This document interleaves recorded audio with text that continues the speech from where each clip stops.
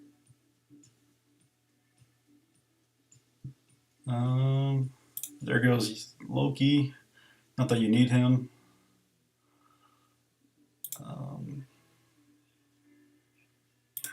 Clear that. Here comes the SSM clone. Duck and cover.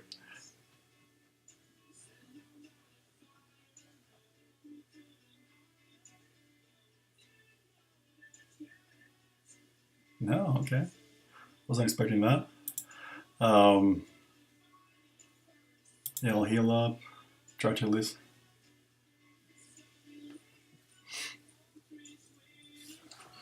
You going for the ability block on Black Bolt? I thought you were definitely would play that differently. Ooh, okay. Not seeing what you're going for here.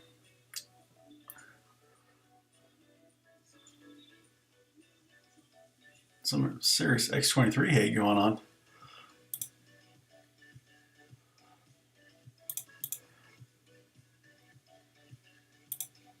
Needs you just being nice to me? I feel like you're just being nice to me over here. That's not your normal target selection. Is Breezy piloting this fight on your side? Breezy, were you on the controls there? I don't feel like that was normal needs play going on. I want to see the video replay of who was controlling that fight. A little with draft. Yeah, okay, gotcha. Yeah, I think I got lucky with the Black Bolt tapping your Ultron when he took his turns. He like bleeded down in red and then tapped him. Yeah. Hell, I might have to buy her up to 6. I don't know. I was hoping we actually would have more characters I could build up just strictly for PvP, but I'll have to kind of see what's going on with this new mode.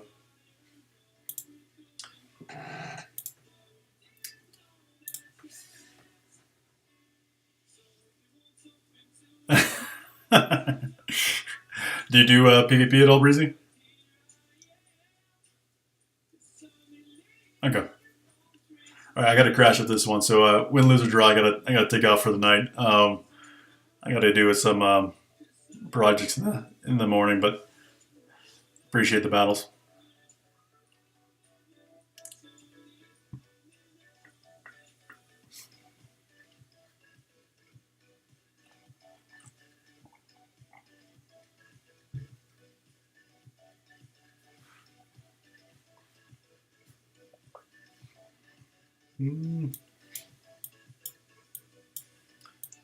All right, where is he?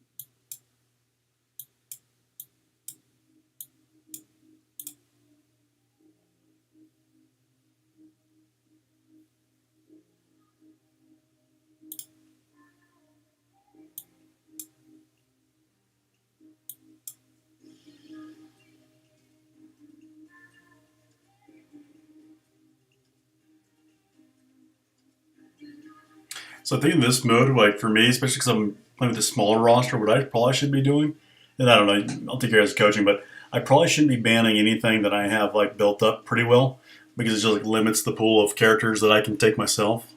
So I'm feeling like I probably, even though you probably would take Black Bolt or something like that, I probably just need to leave them open because my options really aren't that great.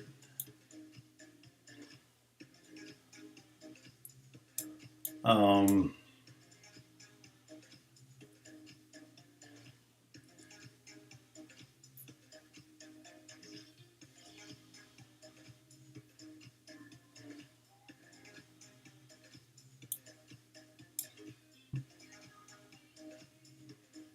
mm,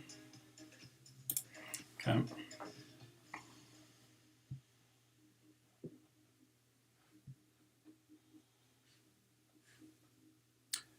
Hey, Moon Dancer, how you doing, bud? Um, so this is a tough one. I don't know if I can win this one. We'll see. Kind of torn between Doc Ock and X23. Heavy sustain if I don't take out Doc, or else I don't know if I can stop the Hella X23 combo if I do. Um,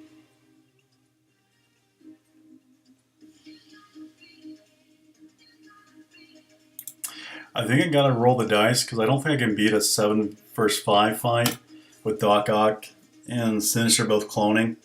I think that would be a little bit much. And I kind of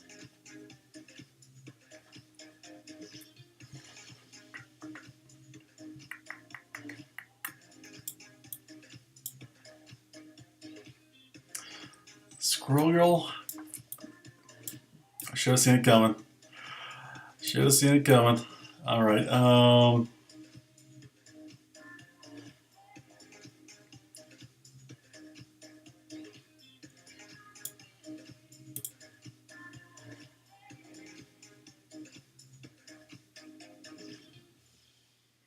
Hmm. Gosh, this is a tough one.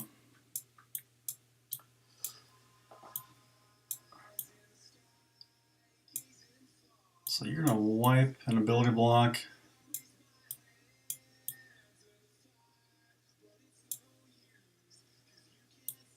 I don't think she's gonna do enough.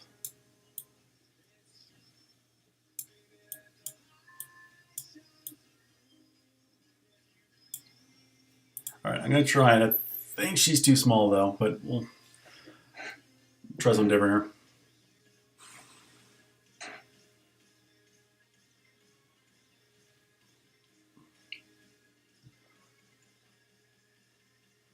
Yeah, I mean, I don't think it is very stream friendly either, at least in its current form. It'll be interesting to see if that changes at all, but yeah, right now, not so much. Um,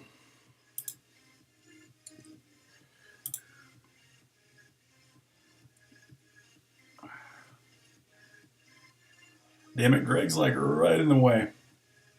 You little peckerhead. Um,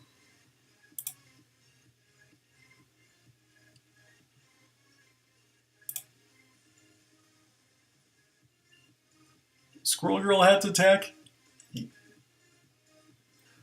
I think she actually has decently high damage. How you doing, Lehman? Hope you have a good night, bud. It's gonna get ugly here.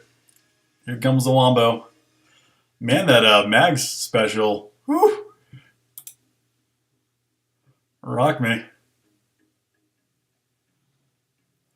Getting close to 350 knockdowns. Yeah, I just hit it tonight. Moon Dance. It's not that hard. It's not overly difficult to hit.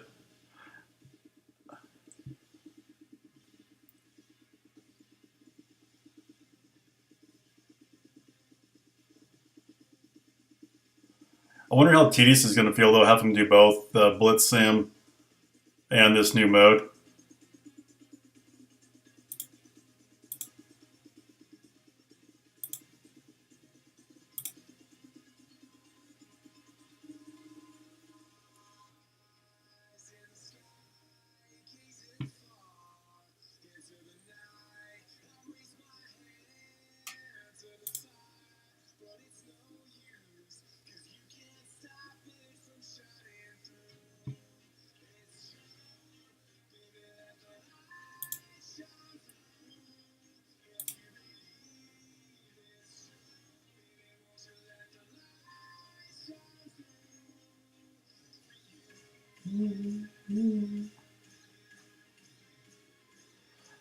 All right, it's offense down. I still gotta throw it.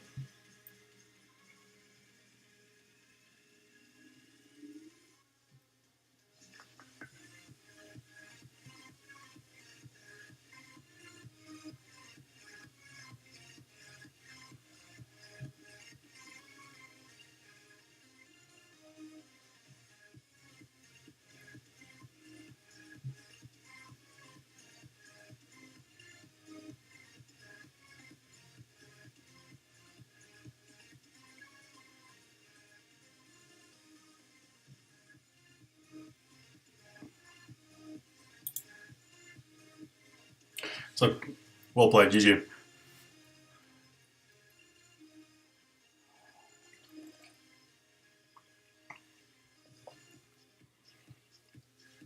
Yeah, I think for me to have any chance versus you guys, like in PvP, I pretty much have to take the no ban strat or just ban something like big, like your Taskmaster. That mine's pretty small, but don't ban anything that I can viably play myself, just because I have less kind of like roster options that can compete.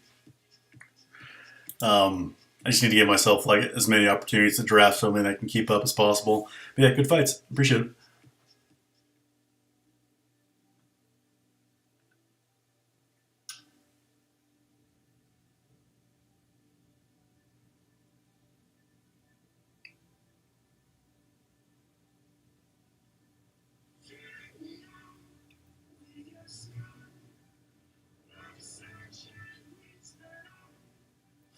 Yeah, that's rough. You have to do all your stuff in one day. Remember how that was?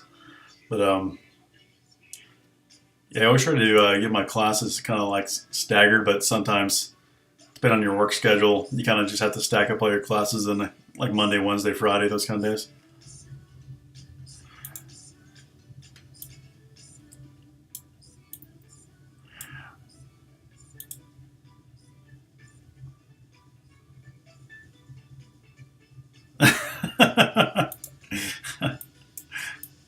You guys want to do more PvP or what are you guys up to? I wonder if they're gonna have a leaderboard for this real time arena like this. There's no leaderboard, it just says leagues, but yeah, I don't know.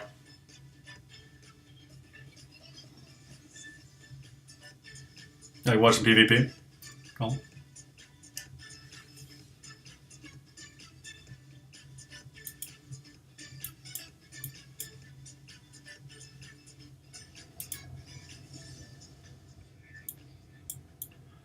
It's written down with the reset at 11. I'm a little thrown off if like your energy that you buy, if it counts towards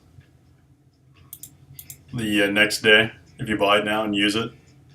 I think it does. It just might not give you the daily objectives until like the next day.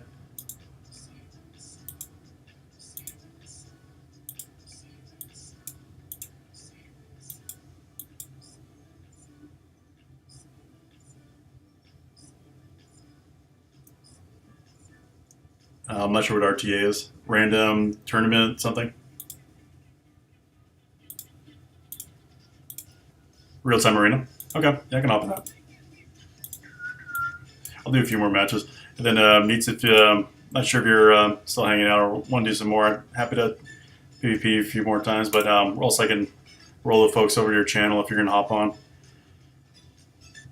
Um, yeah, the fights in here they have improved the matchmaking since like 5 to 7 o'clock when we couldn't get a fighter immediately, and now the fights are better. And like I think most everyone's done with their objectives by now, so most folks are rolling out more. I'm not giving people that like 200k punch down, or else they're rolling a pretty good team.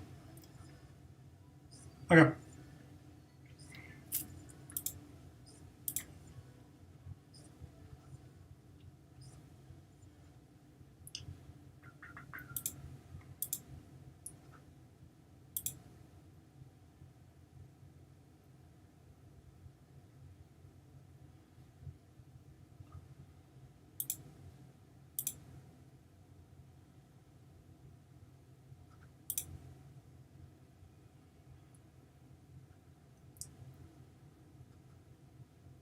I might start running Black Bolt in this mode. I'm not sure. I've been currently just using the group I have, but my Emma's not lasting very long, so maybe Black Bolt's the better pick over her.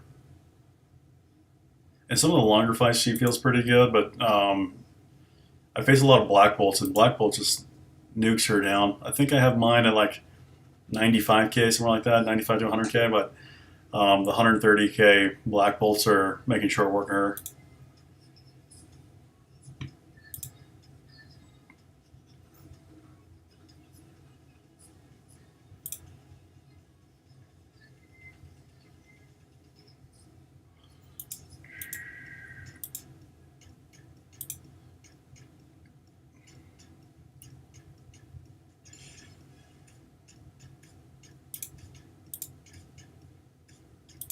I'll get out of this fight, and I'll send you an invite needs.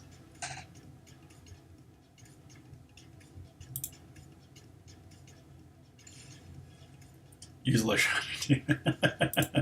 Where I'm at, it's 11:30. I think Neats is East Coast. I think he said.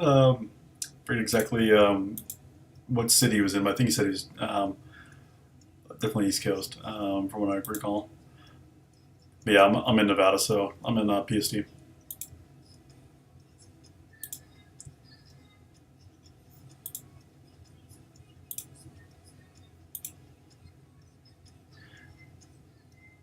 Yeah, came over from California. I've been in Nevada for better part of the last decade, but not native out here.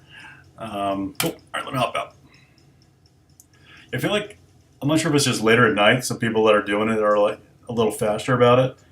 Earlier in the day, the matches were a lot more quits and a lot more people just trying to rush their objectives, and it's kind of just a shit show. It's doing a little better right now. If you guys are trying to knock out your stuff, it's a good time to do it.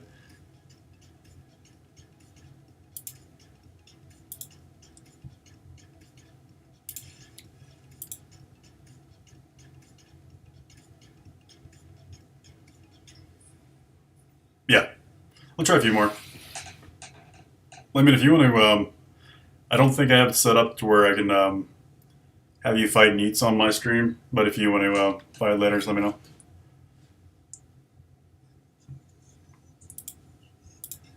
So I'm gonna try to ban the things that I don't have as nearly as big to contend, and then see where we go after that point. So I'll take your sinister out of this one to see how this fight goes.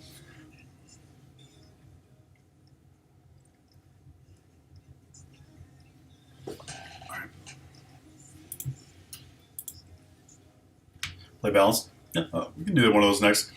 Nietzsche is really good in both.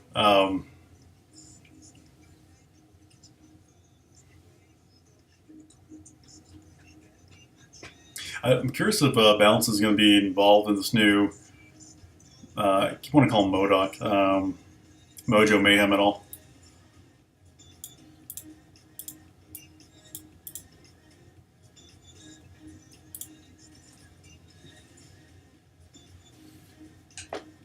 Oh yeah, we could, but it's fun to do different things. I actually think the game itself is moving away from balanced. So while like balance is um, a little more of an equilibrium, it's not necessarily like helping me get better. In a certain way, it is, but if that's not like where the game is going to be rewarding us for competition in other modes, why not choose symbiotes for needs or myself? Symbiotes are okay. Carnage is fast, but I haven't seen how big Nietzsche's Zemo is. So part of it is just blocking. I don't want him to use Zemo against me, and I can work around the symbiotes a little easier than I can Zemo. And then X-23 gives me an ability block to help control fights a little bit more. Symbiotes are really good though, but and also I just don't have very much experience to know how strong they are in Classic compared to other modes like Balance.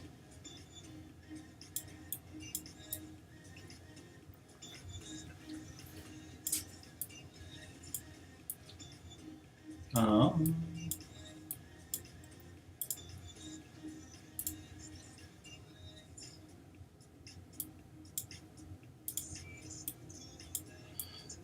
um,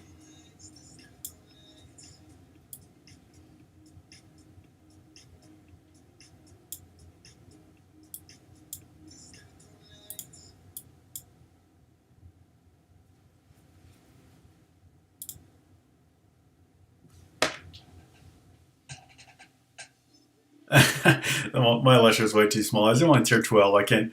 I won't even be able to tickle Nisi with my tier 12 Electro. He might pull it out though on the hat.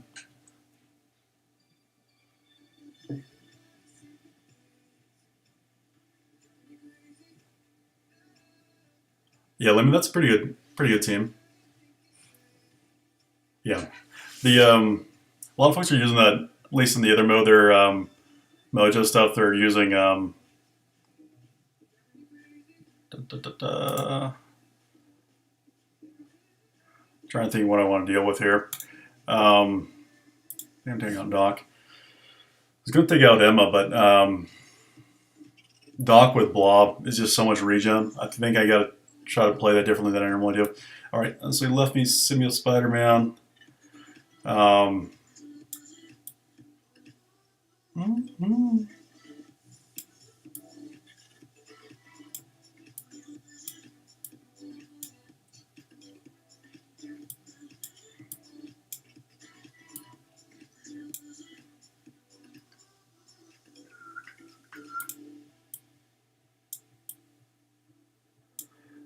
Got to think of something that's going to handle his Emma. Where is it at? All right, I'm going to play this a little differently. I'm going to bring in a tank and see if I can prop up my Winklings. See how that goes.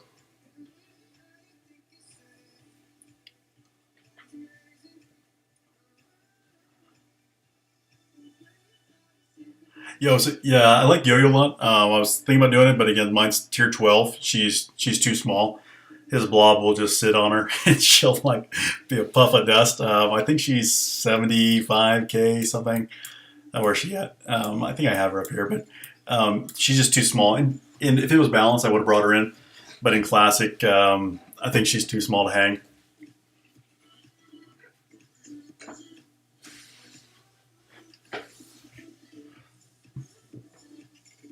Yeah, I think I heard some people were getting objectives for Hydra, so they could run the Zemo Red Skull Hydra kind of speed rush thing in their objectives. Lucky jerks.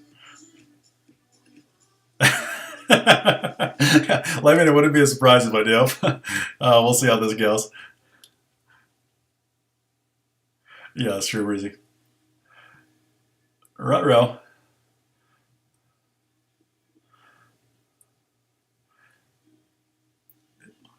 Hell Hydra, that's right.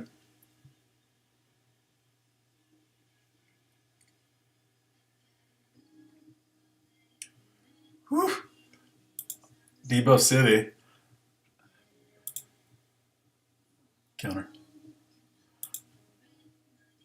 So far, not so much. But hopefully I can get to my, oh baby,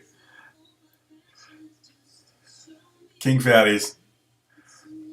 Um, Kind of torn on here. I need to slow down there, but all right, he's blinded. I don't think it matters who I go after. I'll see if I can get a deflect out from her. I don't think it does when you're blinded, but Thanos, can you take a turn? I need my taunt up on Thanos to have any shot here. Um, Doesn't really do much value here, but I'll throw it on Blob. It's not going to do much. All right, so he's pretty much KO'd. Getting the slow on my Thanos was really nice. So basically my team's just too slow. It hasn't taken a turn. So that's pretty much the fight there. I was hoping to get Thanos' taunt out much earlier, but no such luck. I'll try working on his Blob.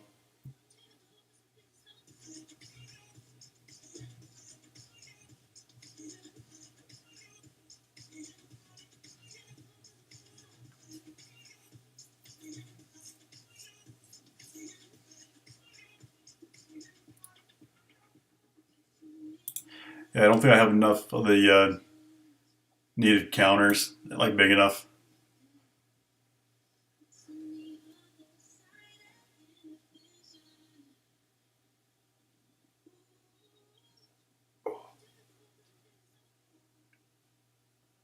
Um, I can try to stun her. Offense down. Yeah, I thought that'd be a rough thing to do.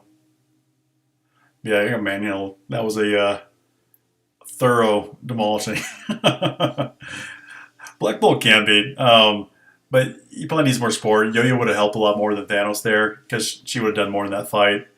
Um, I think Raffle does a lot better with Black Bolt when she plays she does the Black Bolt Yo-Yo Crystal combo, and it can be really nasty, but it requires like big red stars, maxed out and all that stuff.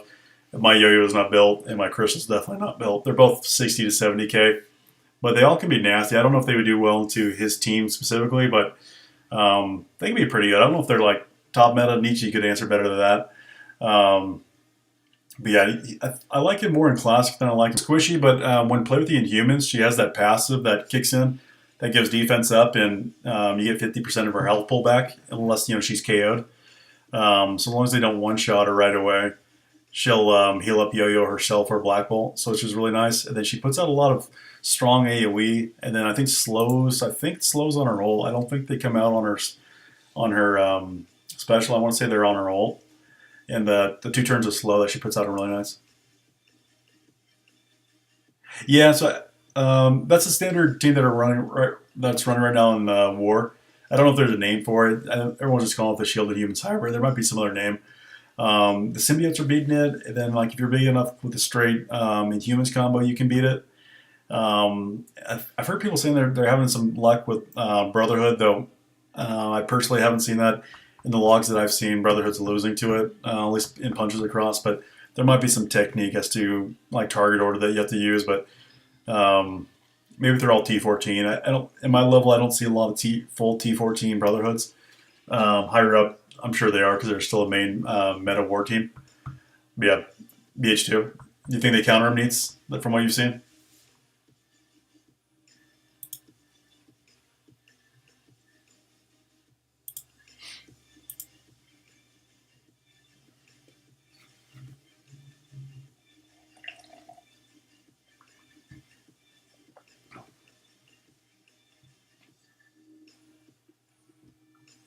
Yeah, yeah. And people have been saying that in the T server that they do counter them. I probably just haven't seen them. There's and like we don't all see everything, and like there's different at different levels, teams perform differently. So like um, Power Armor Tron can beat Marauders, for example, pretty reliably up to like 450 to 500K. Then above that level, the higher end players start to see different results. So like depending on what level you're at, you'll see different results. Um, Ba, ba, ba, ba.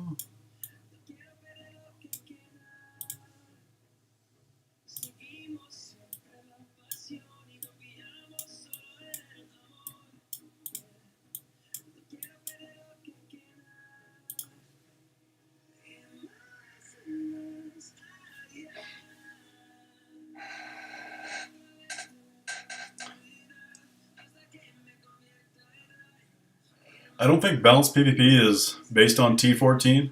I forget what level it is, tier 9 or tier 11. I forget exactly what it is. Um,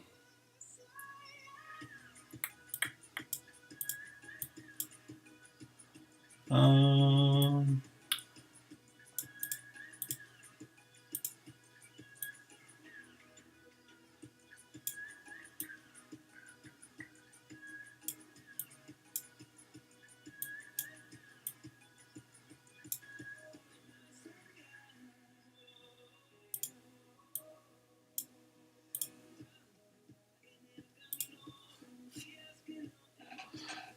Fully maxed.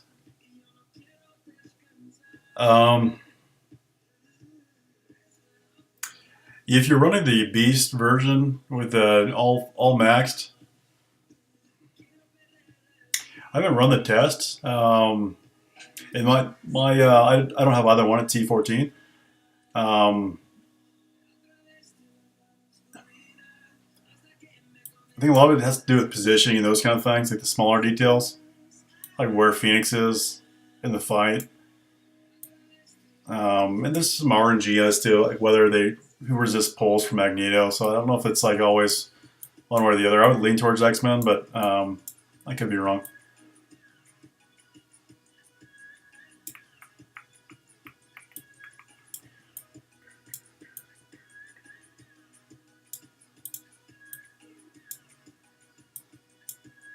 Um,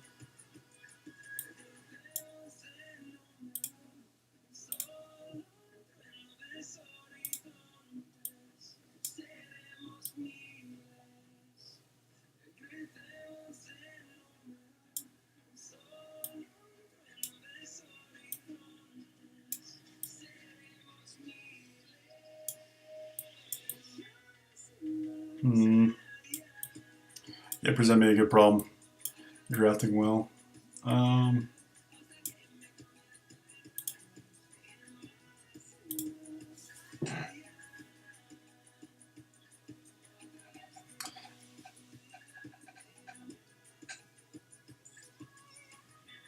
yeah, I think Colossus would probably buy them enough time.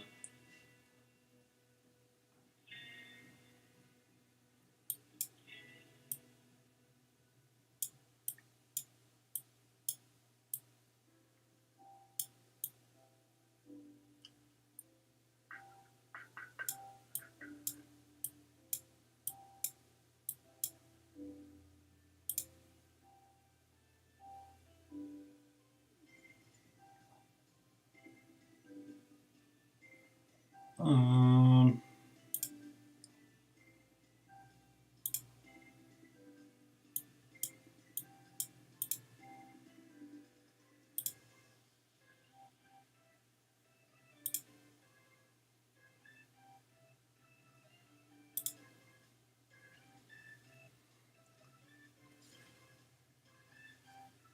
that Taskmaster is an impressive specimen.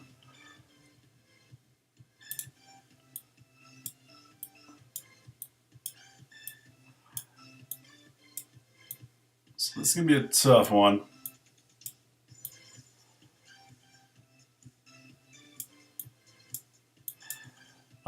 Gonna hard commit to the blitz and see if I can get a blitz win out of this, but it's gonna be tough with the X-23 throwing out the ability block on one of my key characters, and Zemo. So he's got double ability blocks out the gate, so it's uphill battle, especially with Yo-Yo. But we'll see how this goes. Well, I was gonna go Symbiote Spider-Man, but I think Symbiote Spider-Man is a little too slow, especially if he's ability blocked by X-23. So he had a good combo with. I wasn't worried about Black Bolt. Um, I was worried about Taskmaster, but I kind of blocked some of my own picks with Emma um, to combo off of her with. So she probably wasn't the strongest pick as number 2. I probably should have taken Zemo, split off so he couldn't take both of the ability blocks. I don't have. I'm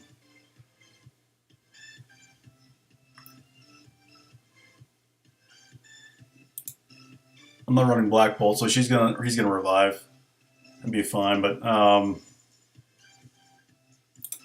keep going after Ultron here. But I think this is GG pretty easily.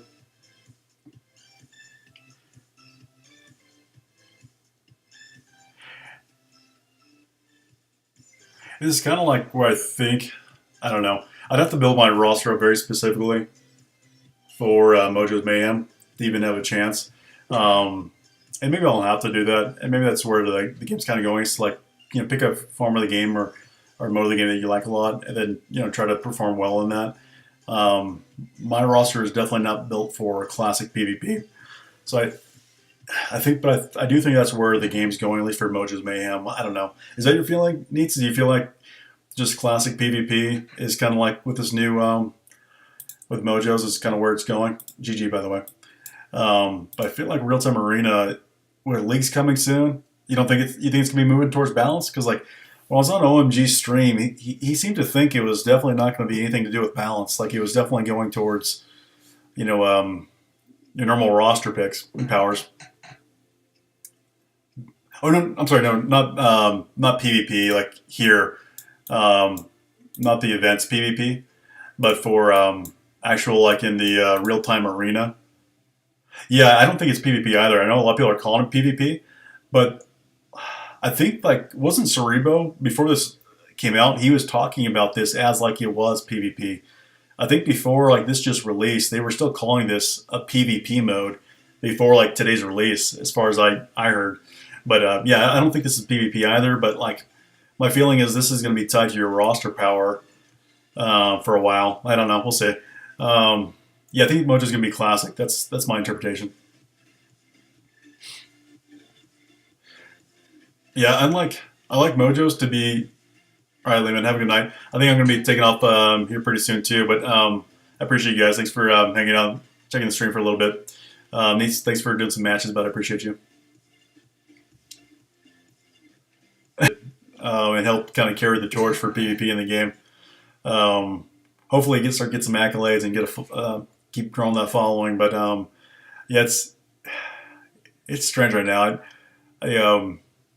I was kind of joking with my Discord channel of all the people that were talking bad about the Scopely asking for draft PvP to not be the thing of the future, and they kind of killed it. And then they helped usher on this abomination of Mojo's Mayhem that we have now. They're all complaining in Discord chat. I'm like, you should have just gone along with draft PvP. It was so much better.